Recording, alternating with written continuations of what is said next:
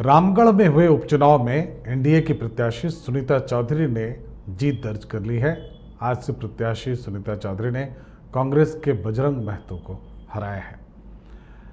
इस जीत का क्या असर होगा और इस जीत के क्या मायने हैं, ये समझने के लिए हमारे साथ मदन मौजूद हैं। मदन, ये जो रामगढ़ का चुनाव था, शुरू से कहा जा रहा था कि ये एक तरह से लिटमस टेस्ट है जो आने वाले चुनाव यानी 2024 के चुनाव पर या असर डालेगा। ये कहना शायद ठीक ना होगा, लेकिन ये बताना शायद सही रहे कि ये एक तरह से उसका रिफ्लेक्शन ज़रूर है कि क्या कुछ होने वाला है। तो क्या उसको उसी रूप में देखा जाना चाहिए, या आपको लगता है कि ये एक अलग तरह का मामला है, चूँकि वहाँ पर जिस तरह के काम हुए थे और जिस तरह की चीज़ें चंद्र प्रकाश चौधरी ने जिस तरह से काम कर रखा था, ये उसका नतीजा है, या इसमें बहुत ज़्यादा पॉलिटिकल कुछ संकेत पढ़ने की हम कोशिश कर सकते हैं? देखिए, बिल्कुल नतीजा जो है कई तरह की चीज़ें सोचने के लिए ज़रूर मजबूर करेगी, चाहे वो सत्ता पक्ष हो या विपक्ष हो। एक तरह से अगर आप देखें तो एक बीजेपी और आजसू के गठबंधन के लिए एक ट्रायल भी था। अगर 2024 के चुनाव को देखें तो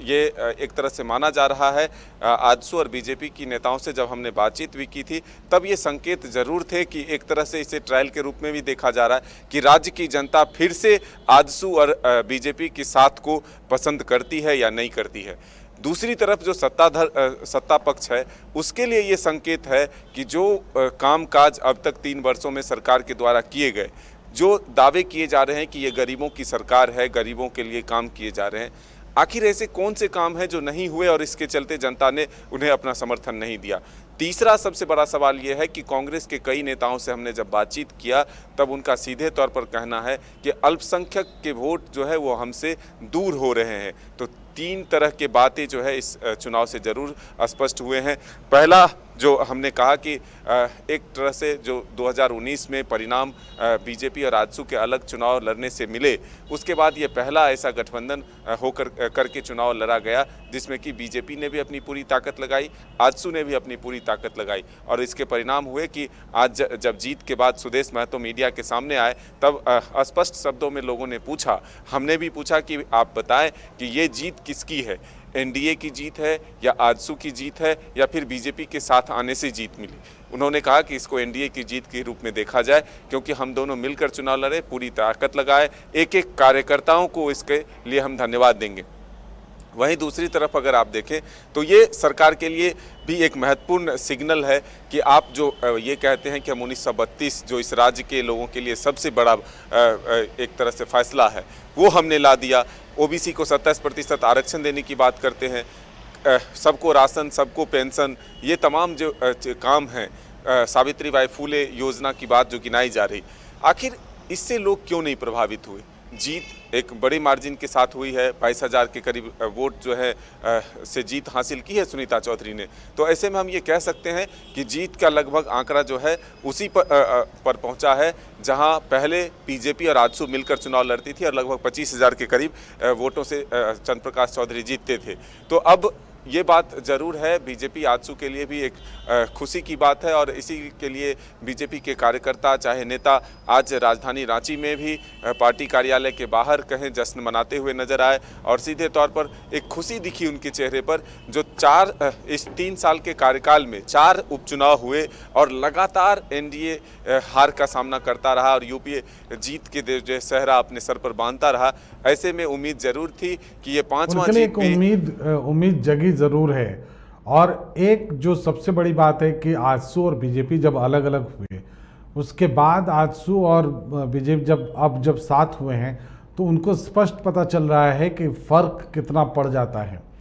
तो ये एक बड़ी बात है। लेकिन क्या मैं जो समझने की कोशिश कर रहा हूँ कि क्या वो एरिया स्पेसिफिक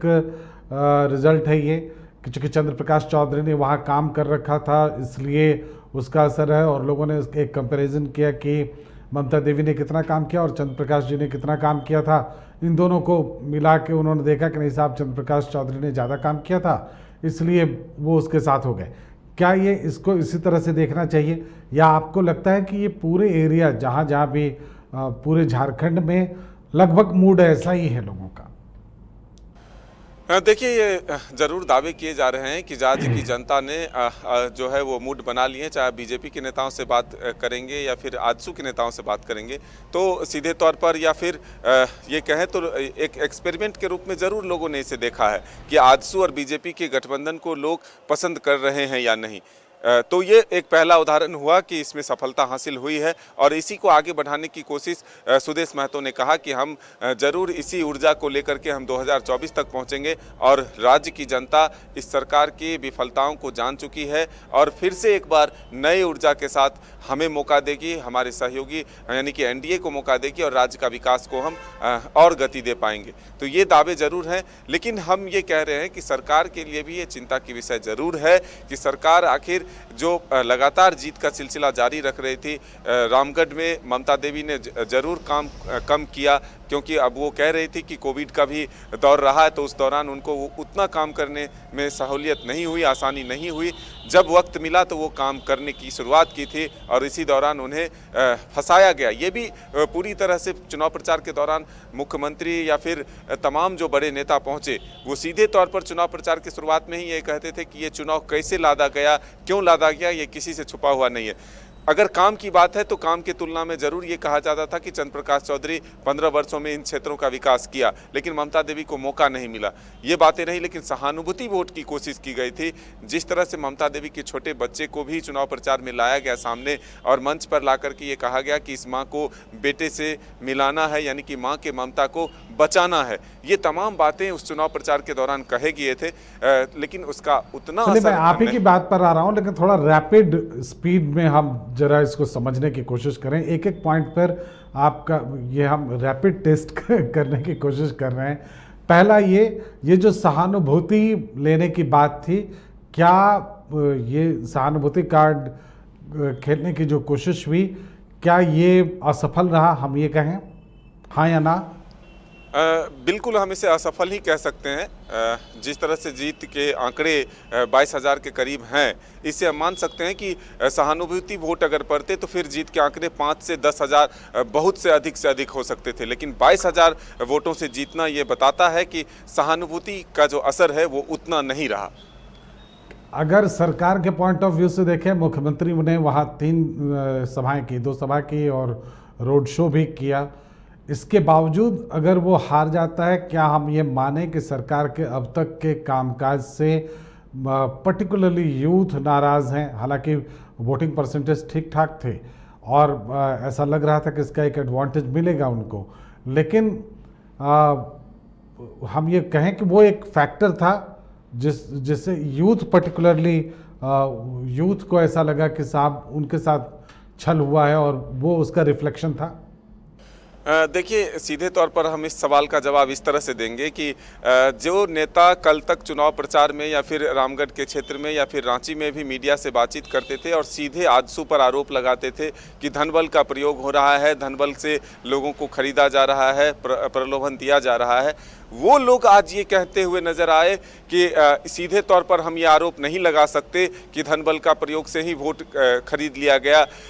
अब वो मंथन करने की तैयारी कर रहे हैं कि आखिर चूक कहाँ से हुई। दूसरी तरफ अल्पसंख्यक वोटरों के कांग्रेस से दूर होने की बात को लेकर के भी कई जो कांग्रेस के बड़े नेता हैं वो चिंतित नजर आए। सरकार के कामकाज को लेकर के भी वो कहा कि जरूर हम मंथन करेंगे कि आखिर इतने काम के बावजूद भी अगर लोग हमारे साथ नहीं हैं तो चूक कहाँ है, कौन से निर्णय ऐसे हैं जिससे हमारे सरकार के प्रति जो है लोगों का झुकाव कम है। अब इन तमाम चीज़ों का विश्लेषण जरूर होगा, चर्चा जरूर करेंगे, लेकिन ये हम कह सकते हैं कि दोनों ही खेमों के लिए, चाहे यूपीए हो चाहे ये बोले कि ये कैंडिडेट की हार और कैंडिडेट की जीत है, क्या यही एक फैक्टर है, ये हम कह सकते हैं? जी नहीं, ये सिर्फ कैंडिडेट की जीत और हार हम नहीं कह सकते, क्योंकि पूरी ताकत यूपीए की तरफ से भी लगाई गई, पूरी ताकत एनडीए की तरफ से भी लगाई गई। कई केंद्रीय मंत्रियों को बीजेपी के द्वारा उतारा गया, कई विधायकों को लंबे समय तक जो है रामगढ़ के क्षेत्र में चुनाव प्रचार में लगाया गया। पूरी तरह से अगर यूपीए के तरफ से देखें तो झारखंड के प्रभारी कांग्रेस के वो चुनावी मैदान में उतरे, मुख्यमंत्री 3-3 सभाएं किए, रोड शो किया। तो जब मुख्यमंत्री खुद चुनाव प्रचार की कमान आखिरी वक्त में संभालते हुए नजर आए तो हम ये कह सकते हैं कि सिर्फ प्रत्याशी की जीत हार नहीं बल्कि यूपीए और एनडीए की जीत हार की बात है ये। चलिए रैपिड क्वेश्चन में आखिरी सवाल ये है कि क्या बीजेपी अपने वोटर्स को टर्नआउट करा पाई, उसका वोट दिलवा पाई आजसू को? बिल्कुल, हमने बीजेपी के ही कई विधायकों से इस मामले पर बातचीत की कि जीत के जो आंकड़े हैं वो 22,000 है, तो इसको किस रूप में देखते हैं। तो उन्होंने स्पष्ट तौर पर कहा कि अगर 40,000 और 50,000 की जो बात की जा रही थी, अगर वो जीत के आंकड़े होते तो फिर आजसू के वोटरों के उत्साह या फिर अन्य जो वोटर हैं वो आजसू के फेवर में कहे जाते। लेकिन ये जो 20,000 और 22,000 जो जीत के आंकड़े हैं वो 100% बीजेपी के टर्नआउट होने से, यानी कि बीजेपी के वोटर के आजसू के समर्थन में वोट देने से ही ये जीत हासिल हुई है। इसको आप पूरी तरह से मान सकते हैं। चलिए, मतलब ये साफ है कि अगर बीजेपी आजसू मिलकर लड़ते हैं और दोनों एक दूसरे के लिए ताकत लगाते हैं तो उसके परिणाम उनके लिए सुखद हो सकते हैं। फिलहाल सरकार और यूपीए के लिए ये चिंता की बात ज़रूर है, महागठबंधन के लिए चिंता की बात ज़रूर है कि वो एक बार सोचे कि उससे गलती कहाँ हो रही है और अब उनके पास सुधार करने के लिए ज़्यादा समय भी नहीं बचा है। इसलिए जो कुछ भी करना होगा उन्हें बहुत कुछ रैपिड फायर अंदाज में करना होगा, जैसा कि अभी हमने किया। फिलहाल इतना ही, इजाजत दें, नमस्कार। वेलकम टू चाचा मामा दंगल। हास्य अदाकार संजय मिश्रा से गुजारिश है कि वह अखाड़े में कूदे और फुलटूस को ट्रॉफी से नवाजे। लगता है समाधि ले ली। अरे बुला रहे हैं। अरे बोल रहे हैं कि बुला लो। टॉप टेक सीमेंट, जो जोड़े तो छोड़े नहीं, मजबूती ही हमारी पहचान।